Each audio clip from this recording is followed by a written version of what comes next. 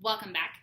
Today we're going to start with some what is questions, just to sort of start a series about specific issues that people might have questions about, just with regards of like what even is the definition of this thing.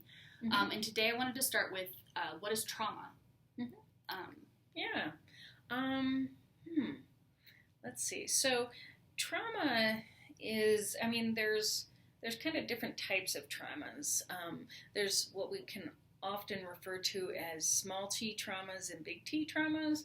I think big T traumas are what most people relate to as a trauma, like somebody got mugged or in a car accident, or Death in the family. Yeah, death in the family, or something that's really traumatizing and everybody could understand why it was traumatizing. And the more difficult or hard to identify components are small t traumas, like maybe just a series of embarrassing incidents in elementary school, or like low-grade or moderate bullying in school. And those forms of trauma can, especially when chronic, that they were ongoing, can be more shaping to our experience than even sometimes big T traumas can be. And so especially the chronic nature of them, because they kept getting reinforced and reinforced. Right. And it makes us susceptible to those traumas later on because they're kind of already in the brain.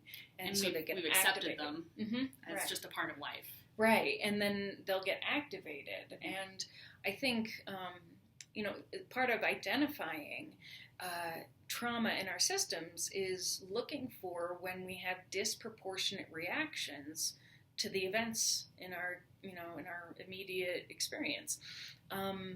So somebody says something or does something, and all of a sudden you're just ripping angry, and you're really surprised, or you just feel like you're going to fall into tears and you don't know why.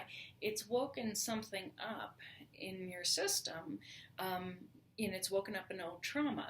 And it doesn't have to be an enormous trauma, like I said. And that's the tricky part about trauma, is most people think, well, I've never had any traumas. Well, nobody went without Nobody got through trauma, without right? any. Yeah, not everybody obviously has PTSD or acute stress disorder, some of the more classic places that we see trauma symptoms. But we all have little things, here and there. So in one of the major trauma protocols, EMDR, eye movement desensitization and reprocessing, which is a protocol therapists use to treat trauma, the concept is that traumas get stored in the amygdala in our brain, so just like kind of right in the center of our brain. Very protected. Yes. And they stay in that little tiny spot, but boy, are they big. And when we don't, like when we have memories that we recall from the amygdala, we re-experience them. And this might be like, we smell a flower that we remember by our grandmother's house, and we remember that really bad fall we had in the backyard, right? And so all of a sudden you smell that flower and you start to feel a little bit anxious, right? And so that's an example of a memory that's stored in the amygdala, and when you wake it up a little bit, you get that re-experience. You feel a little bit of the anxiety. Your body responds to it from there. Most of our memories kind of pass over to our neocortex, our long-term memory. And when we remember things from there, we don't re-experience them. We know that they happened to us, but we don't re-experience them. Like most people could probably remember their first or second grade teacher, but maybe not have some overwhelming emotional response unless they had a trauma with their first or second grade teacher. So trauma is kind of held in that space in our mind, in our brains, and from that place, we, therapists seek to treat to kind of move it out of that place where we re-experience it. And obviously we would still remember that it happened, we just don't get the physiological response to the trauma. And not every trauma needs to be treated.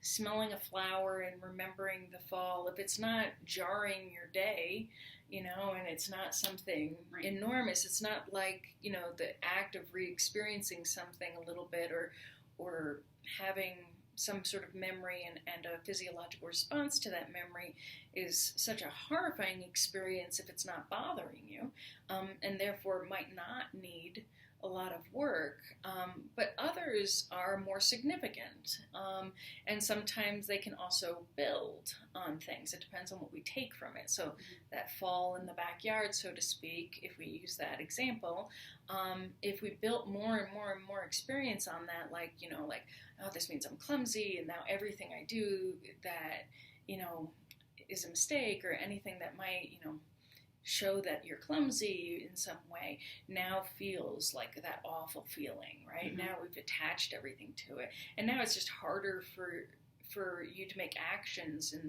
in your life based on physical activity or sports or anything like that without feeling that sense of, oh my gosh, I might mess this up. And that's when we want to treat it. It's now gotten into life, and it's, affecting us in a significant way. Or if we're having really strong disproportionate reactions to things. So trauma is, a very complex issue, and there's more than one type, and we all have experience with trauma. And so, yeah, I think it's kind of hard to encapsulate all of it, but I hope that is. It's one of those words that I think buzzes around with psychotherapy, and it's kind of nebulous, which makes a lot of sense with there being many kinds. How would you suggest people support a friend or a family member that is dealing with some kind of trauma? Because I know a lot of us feel like, I just want to rush in, I want to help, or I just want to tell them it's going to be fine, or just don't think about it. We can be very well meaning about what we're doing, and maybe it's not the most helpful thing. Yeah. Well, I would definitely say that if the strategy is to move in and tell someone it's going to be fine, you're okay, that runs a pretty high chance of invalidating the person. There's a chance it might reassure the person, like, okay, we're going to be fine, it's going to be okay. But many times it's like, no, wait. Sorry. I'm going to try to hold it in, it didn't work. And that's all right. But many times when we're saying, it's fine, you're just fine, you're all right, the other person might be hearing, okay, so you clearly don't know what's going on, because it is not fine, and it is not all right. And so then they feel more alone, and they feel more alienated. But I think what's important to remember also is you're not their therapist, right? Even if you are a therapist, you're not their therapist. And so it's not your job to figure out how to handle this for the other person. It's important that if you're seeing a person's life get altered by what's happened, that you do suggest they get some help around it. It's natural if somebody had a car accident that for, a week or two they might, be pretty jarred. But if they're having trouble driving, like, a month or 2 months or 3 months after, I definitely think that's important to come in, get some treatment for, because then people will, for example, the car accident, a way that could be poorly serving the individual who's had the trauma is they're in the car, they're driving, and now they're reacting differently to things on the road, and now they're becoming erratic, right? Or they're the challenge or the issue on the road, or they're creating circumstances where they're unsafe because they're trying to avoid an accident that's not happening. And so it is really important, especially in those circumstances, to make sure that that's getting treated. Death in the family, obviously there's bereavement, but in a complicated direction where there's more getting added to the grief than will serve the person. So grieving is natural. Crying, getting upset, and feeling sad and overwhelmed at times is natural to grieving. But the idea that I'll never love anyone again, or I'll never have this again, like, that's when it's getting complicated. It's getting compounded by thoughts that are not necessarily accurate thoughts. So it almost sounds like the best way to support them is to just be there, and then help them get to a therapist. Yeah, if that's something that, like, really, if they're being impeded in their daily life. Yeah. So, I think just being there and offering suggestions on, like, maybe you could see a therapist, or, maybe helping them look somebody up and get a sense of what they're needing. I mean, there are some protocols typically known for working with traumas, such as EMDR, brain spotting, somatic experiencing, and I'm sure I'm not mentioning everything, internal family systems work. All of these are really effective methods in treating trauma, and I'm sure there's plenty more, but that's just off the top of my head. Some of the ideas. Wow. Well, there's a lot of resources out there. If you guys are working through traumas in your own family, and you don't feel like putting anything in the comments, feel free to message us or visit our website, and you can set up an appointment right through there. Mm-hmm. We'll see you next time. Take care.